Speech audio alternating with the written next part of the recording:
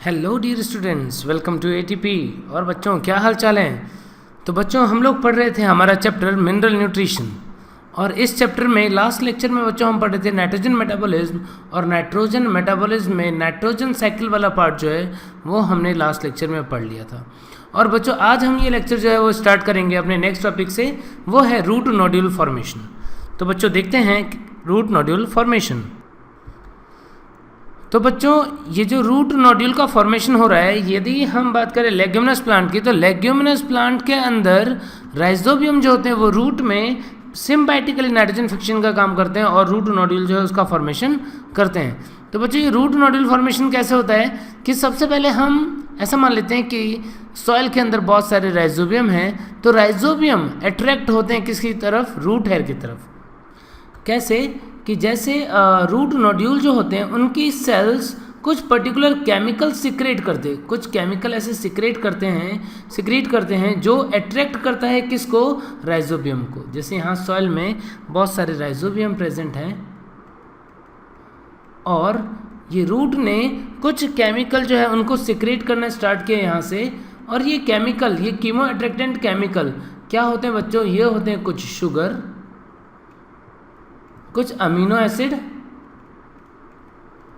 और फ्लेवेनॉइड।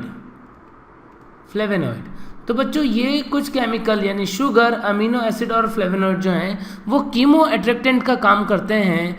और जब ये डिफ्यूज होकर के पहुंचते हैं किसके पास, राइजोबियम के पास, तो राइजोबियम की सरफेस पे, यहाँ राइजोबियम की सरफेस पे है रिका एडेसिन।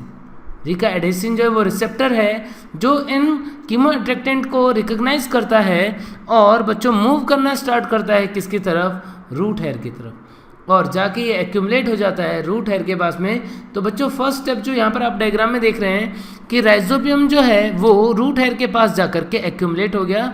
ये किसकी वजह से हुआ, ये कुछ कीमो अट्रैक्टेंट की वजह से हुआ है। और कीमो अट्रैक्टेंट जो है वो कौन कौन से हैं, कीमो अट्रैक्टेंट जो है वो है शुगर, अमीनो एसिड और फ्लेवोनॉइड्स। जब ये रूट नोड्यूल के पास में पहुंच जाते हैं तो बच्चों ये राइजोबियम जो है वो यहाँ पर एक पर्टिकुलर फैक्टर बनाने लगता है। राइजोबियम जो है वो इसके अराउंड बनाता है नोड फैक्टर। यहाँ पर राइजोबियम कौन सा फैक्टर बनाएगा, नोड फैक्टर। और इस नोड फैक्टर की वजह से ये रूट जो है वो टिपिकल कर्लिंग शो करता है। बच्चों ये बहुत ही इंपॉर्टेंट है कि यहाँ पर जो रूट हेयर जो है वो इस तरीके से कर्ल हो जाता है और बहुत सारे राइजोबियम जो है वो इसके अंदर ट्रैप हो जाते हैं एक तरीके से। तो किसकी वजह से, क्योंकि राइजोबियम ने यहाँ पर प्रोड्यूस किया है, क्या राइजोबियम ने प्रोड्यूस किया है, नोड फैक्टर। जब ये यहाँ पर इसकी चारों तरफ कलेक्ट या एक्यूमुलेट हो जाएंगे, उसके बाद में गोल्जी बॉडी होते हैं वो हेल्प करते हैं, एक ट्यूब लाइक स्ट्रक्चर बनाते हैं सेल के अंदर, जिसके अंदर राइजोबियम आप देख रहे हैं चेन की फॉर्म में एक के पीछे एक जो है वो मूव करना स्टार्ट कर देता है। तो यहाँ पर राइजोबियम जो है वो मूव कर रहा है इस रूट हेयर के अंदर एक चेन की फॉर्म में, और इसी चेन को बच्चों हम क्या बोल देते हैं, इस चेन को बोल देते हैं हम इन्फेक्शन थ्रेड। तो बच्चों ये टिपिकल कर्लिंग की वजह से यहाँ पर जो बहुत सारे राइजोबियम एक्यूमुलेट हुए थे वो इसके अंदर एंटर होने लग जाते हैं, और ये राइजोबियम एक के पीछे एक चेन बना करके मूव करना स्टार्ट करते हैं कहाँ पर, इनर कॉर्टेक्स की तरफ। और ये जो चेन बन रही है, इसमें चेन बनाने में हेल्प कौन करता है बच्चों, यहाँ पर गोल्जी बॉडी जो होती है वो हेल्प करती है इस चेन को बनाने में। गोल्जी बॉडी की वेसिकल्स जो होती हैं वो इस तरीके से एक ट्यूब लाइक स्ट्रक्चर फॉर्म करती है जिसके अंदर सेफली ये राइजोबियम जो है वो अंदर की तरफ मूव करने लग जाता है। और बच्चों इसी को बोलते हैं हम क्या, इन्फेक्शन थ्रेड। इन्फेक्शन थ्रेड जो है उसके थ्रू ये राइजोबियम जो है वो पहुंच जाएगा कहाँ पे बच्चों, ये पहुंच जाएगा इनर कॉर्टेक्स के अंदर, और इनर कॉर्टेक्स के अंदर पहुंच करके ये यहाँ पर ये एक्यूमुलेट हो जाएगा किसके अंदर, सेल के अंदर, यहाँ पर इकट्ठा होने लगा। अब इनर कॉर्टेक्स में, अच्छा ये दो जगह हो सकती है, या तो इनर कॉर्टेक्स में हो सकता है या पेरिसाइकिल में भी हो सकता है। और बच्चों आप देख रहे हो कि यहाँ पे पैसे सेल यानी प्रोटोजाइलम के पास में ही ये जो है वो एक्यूमुलेट होते हैं। और बच्चों यहाँ पर जब ये इनर कॉर्टेक्स में पहुँच गया वेसिकल्स के हेल्प से, तो उसके बाद में यहाँ पर ये कुछ हार्मोन बनाने का काम करते हैं। वे हार्मोन जो सेल डिवीजन को प्रमोट करते हैं बच्चों, कौन सा हार्मोन है, यहाँ पर बनता है हार्मोन ऑक्सिन और साइटोकाइनिन। तो बच्चों ये ऑक्सिन हार्मोन जो है उसके फॉर्मेशन का काम प्लांट खुद करता है, प्लांट बनाता है ऑक्सिन हार्मोन, और राइजोबियम जो बैक्टीरिया है वो बनाता है साइटोकाइनिन हार्मोन। तो बच्चों साइटोकाइनिन और ऑक्सिन हार्मोन की वजह से ये बैक्टीरिया जो है वो अपने आप को यहाँ पर सेल के साथ में मल्टीप्लाई करने लग जाते हैं। यानी ये दोनों हार्मोन वो हार्मोन है जो प्रमोट करते हैं किसको, सेल डिवीज़न को। सेल डिवीज़न प्रमोट होगा, सेल का नंबर बढ़ने लग जाएगा, और सेल डिवीज़न के साथ साथ में ये बैक्टीरिया जो होते हैं ये भी मल्टीप्लाई करने लग जाते हैं। जैसे कि आप देख पा रहे हो कि यहाँ पर ये बैक्टीरिया जो है वो मल्टीप्लाई करने लग जा रहे हैं और बहुत सारे वेसिकल्स बनते जाते हैं जिसके अंदर राइजोबियम एक्यूमुलेट होते हैं।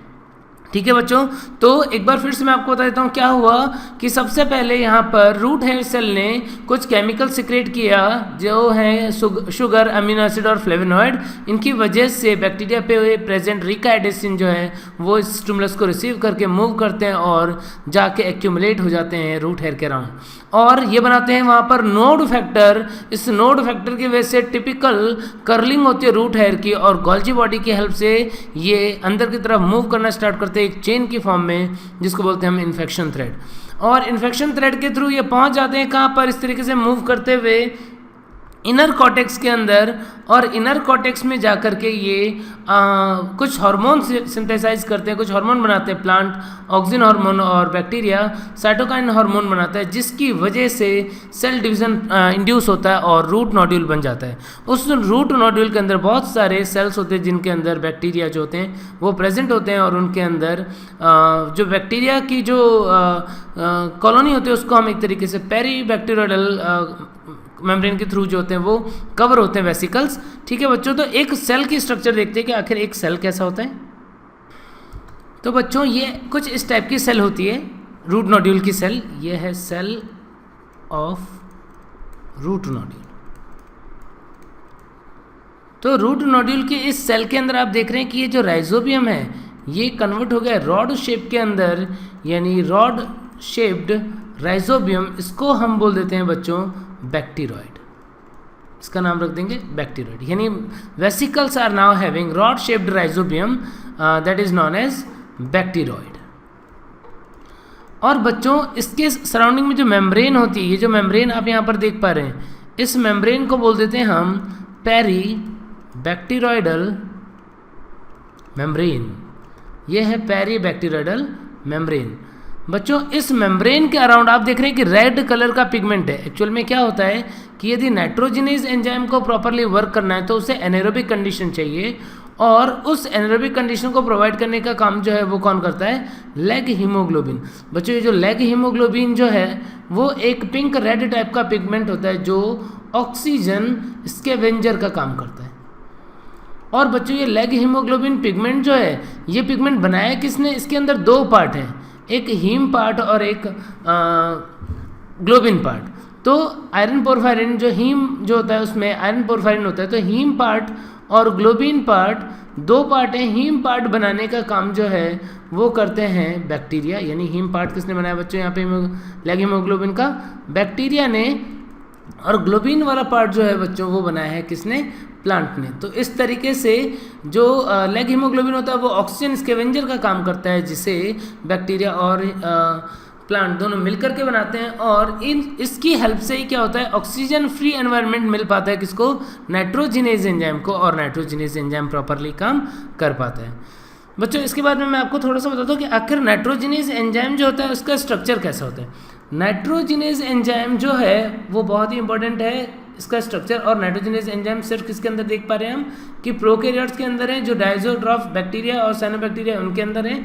तो नाइट्रोजिनेज एंजाइम के अंदर दो यूनिट्स होती हैं, एक होती है लार्जर सब यूनिट और एक होती है स्मॉलर सब यूनिट। लार्जर सब यूनिट एंड स्मॉलर सब यूनिट। बच्चों ये जो लार्जर सब यूनिट होती है इसके अंदर मॉलिब्डेनम और आयरन ये दो कंपोनेंट प्रेजेंट होते हैं। और बच्चों ये जो स्मॉलर सब यूनिट होता है इसके अंदर प्रेजेंट होता है आयरन और सल्फर। तो ये दो सब यूनिट होंगे नाइट्रोजिनेज एंजाइम में। नाइट्रोजिनेज एंजाइम में मॉलिब्डेनम के बारे में हम पहले भी पढ़ चुके हैं, जो कि हेल्प करता है किसके अंदर, नाइट्रोजन फिक्शन की प्रोसेस में। यानी नाइट्रोजिनेज एंजाइम को काम करने के लिए एनारोबिक एनवायरनमेंट यहाँ पे कौन प्रोवाइड कर रहा है बच्चों, लेग हीमोग्लोबिन प्रोवाइड कर रहा है। तो बच्चों हमने देखा कि कैसे रूट नोड्यूल फॉर्म होता है और इन रूट नोड्यूल के अंदर बैक्टीरिया जो है वो नाइट्रोजन का फॉर्मेशन नाइट्रोजन से अमोनिया का फॉर्मेशन कर लेते हैं। अब बच्चों हम देखते हैं कि प्लांट जो है, कुछ प्लांट तो उनके अंदर जो सिम्बायोटिक नाइट्रोजन फिक्सेशन बैक्टीरिया हैं उनके थ्रू डायरेक्टली क्या गया, उनके अंदर डायरेक्टली अमोनिया आ गया, यानी कि ये बैक्टीरिया ने प्लांट को डायरेक्ट क्या प्रोवाइड कर दिया, बैक्टीरिया ने प्लांट को डायरेक्टली अमोनिया प्रोवाइड कर दिया। अब लेकिन कुछ बैक्टीरिया ऐसे हैं जो कुछ प्लांट ऐसे हैं जो अमोनिया नहीं नाइट्रेट को एब्जॉर्ब कर रहे, तो उन्हें पहले क्या करना पड़ेगा, उस नाइट्रेट को अमोनिया में कन्वर्ट करना पड़ेगा, उसके बाद वो उसको यूज़ कर पाएंगे। तो बच्चों नेक्स्ट जो प्रोसेस हम देख रहे हैं वो देख रहे हैं कि आखिर कैसे प्लांट नाइट्रेट से अमोनिया बनाता है और उसके बाद उसको अमीनो एसिड वगैरह में कन्वर्ट करता है। तो देखते हैं नाइट्रेट रिडक्शन। नाइट्रेट रिडक्शन का मतलब प्रोसेस वो है जिसके अंदर नाइट्रेट जो है बच्चों वो कन्वर्ट हो जाएगा, किसके अंदर, वो कन्वर्ट हो जाएगा पहले नाइट्राइट के अंदर और उसके बाद में इससे बन जाएगा अमोनियम। तो बच्चों इसके लिए नाइट्रेट रिडक्टेज एंजाइम जो है प्लांट के अंदर वो प्रेजेंट होता है। NADH2 को कंज्यूम करके क्या बना देगा ये NO2 माइनस और उससे फिर फाइनली क्या बन जाता है, अमोनियम आयन बन जाता है। नाइट्रेट रिडक्टेज एंजाइम जो होता है इसके अंदर भी बच्चों मॉलिब्डेनम प्रेजेंट होता है। जब सेल के पास अमोनियम आयन बन गया फिर सेल इसको क्या करेगा, इसको यूज़ करेगा अमीनो एसिड बनाने के लिए। तो वो नाइट्रोजन एसिमिलेशन की प्रोसेस जो है वो बच्चों हम देखते हैं कुछ इस तरीके से, synthesis of amino acid and nitrogen assimilation, कि आखिर ये जो अमीनो एसिड है वो किस तरीके से सिंथेसाइज हो रहा है और नाइट्रोजन का एसिमिलेशन किस तरीके से हो रहा है। तो बच्चों कोई भी जैसे कोई भी कीटो एसिड है तो कीटो एसिड कैसे होते हैं, कीटो एसिड होते हैं जैसे आर ग्रुप है कोई COCOH, तो बच्चों ये कोई कीटो एसिड होगा। जैसे आप एग्जांपल ले सकते हैं, आपने पढ़ा हुआ pyruvic acid, alpha ketoglutaric acid, इस तरीके से कोई ऑक्सैलोएस्टिक एसिड। अब बच्चों इसमें क्या होता है, इसमें NH4 यानी हम प्रोसेस जो पढ़ रहे हैं उसका नाम है रिडक्टिव एमिनेशन। ये जो नाइट्रोजन एसिमिलेशन की प्रोसेस है बच्चों इसको बोलते हैं हम रिडक्टिव एमिनेशन, क्योंकि इसके अंदर दो चीज़ें होंगी, इसके अंदर रिडक्शन भी होगा और एमिन ग्रुप भी अटैच होगा। तो रिडक्शन करने के लिए क्या कौन सा कंपाउंड यहाँ पर काम आ रहा है, यहाँ पे काम आ रहा है NADPH2 और NADPH2 जो है इसका हाइड्रोजन यहाँ पर जाता है कार्बन के पास में और H2O निकल जाती है, क्या हो जाएगा, ये बॉन्ड फ्री हो जाएगा। NH2 जो NH4 प्लस जो है इसका एक NH2 ग्रुप जो है वो यहाँ पर जाके जुड़ जाता है, मतलब ऐसा समझिए कि यहाँ पर जाके NH4 प्लस जो है वो जुड़ा और इसने बनाया RC, यहाँ पर आ गया एक ग्रुप NH2। H प्लस जो है वो सपोज रिड्यूसिंग एजेंट जो NADPH2 इसका हाइड्रोजन ऑक्सीजन को लेके निकल जाता है, तो यहाँ पर एक हाइड्रोजन रह जाएगा और ऑक्सीजन जो है वो H2O के साथ में निकल गया, H2 के साथ में निकल गया क्या बनाने के लिए, वाटर बनाने के लिए, और बदले में NADP तैयार। तो बच्चों इस तरीके से इस प्रोसेस में आपने क्या देखा कि कैसे ये कीटो एसिड जो है उसका रिडक्शन हुआ, O ग्रुप गायब हो गया और NH4 जो है वो ऐड हो गया, तो अल्टीमेटली ये कीटो एसिड किस में कन्वर्ट हो गया, अमीनो एसिड में। इसका एग्जांपल हो सकता है जैसे अल्फा कीटोग्लूटारिक एसिड है वो कन्वर्ट होता है किस में, ग्लूटामिक एसिड में। ऐसे ही ऑक्सैलोएस्टिक एसिड जो है वो एस्पार्टिक एसिड में कन्वर्ट होता है।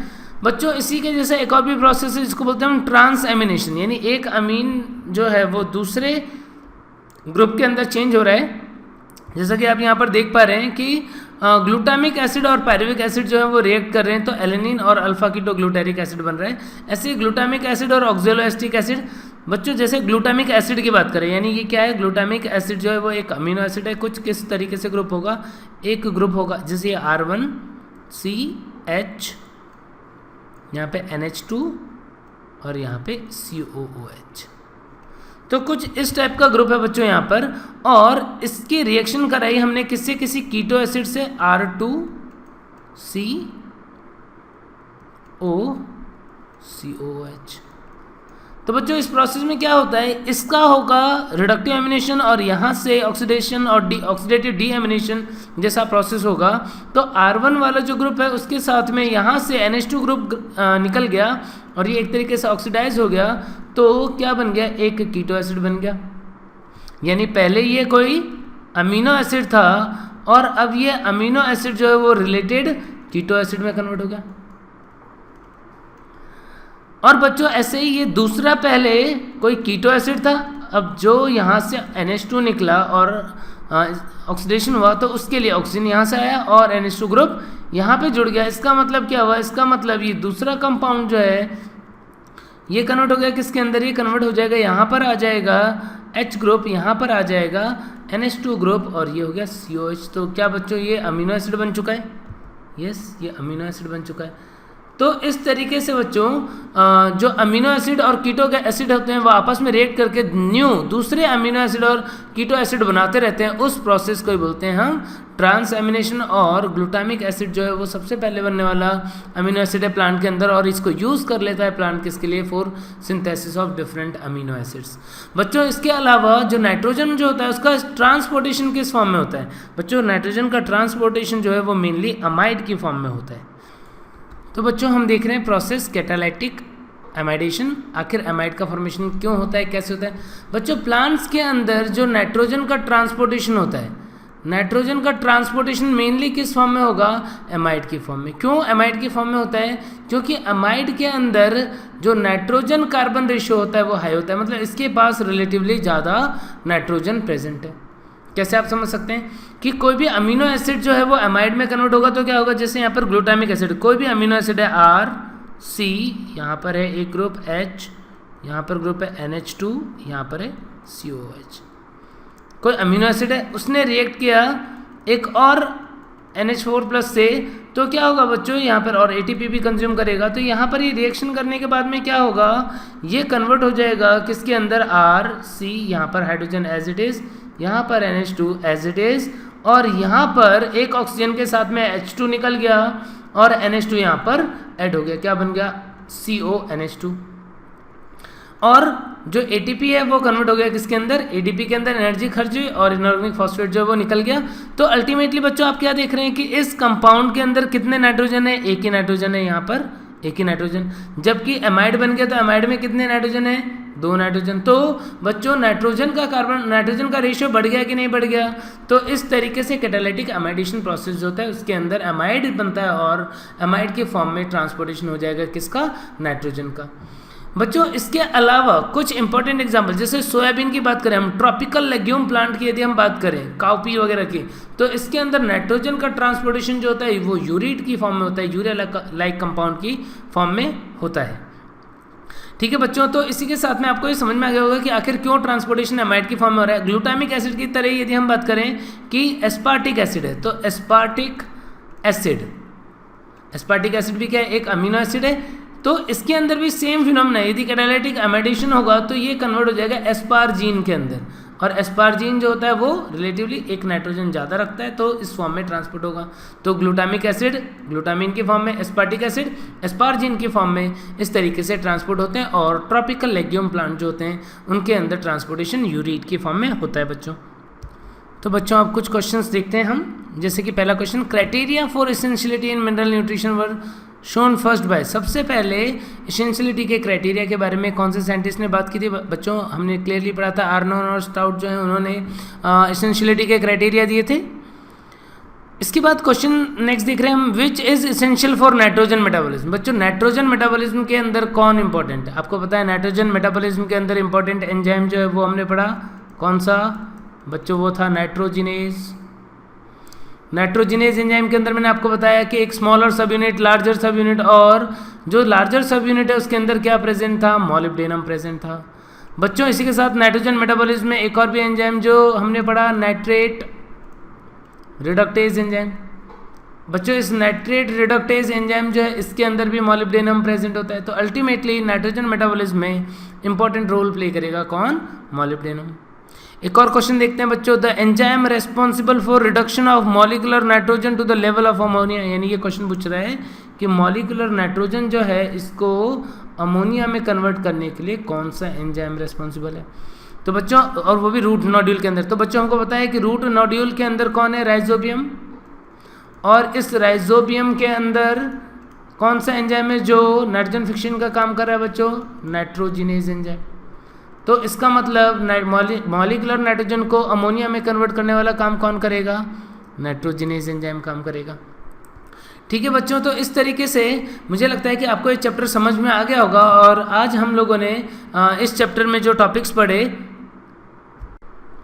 वो थे नाइट्रोजन मेटाबॉलिज्म, नाइट्रोजन एसिमिलेशन वाली प्रोसेस हमने पढ़ ली थी, और रूट नोड्यूल फॉर्मेशन जो है उसको डिटेल में हमने देखा था बच्चों। तो बच्चों इसी के साथ में ये चैप्टर जो है वो हमारा कंप्लीट हो गया है, और अब नेक्स्ट लेक्चर में हम स्टार्ट करेंगे फोटोसिंथेसिस। तब तक आप अच्छे से पढ़ते रहिए। ठीक है बच्चों, बाय बाय।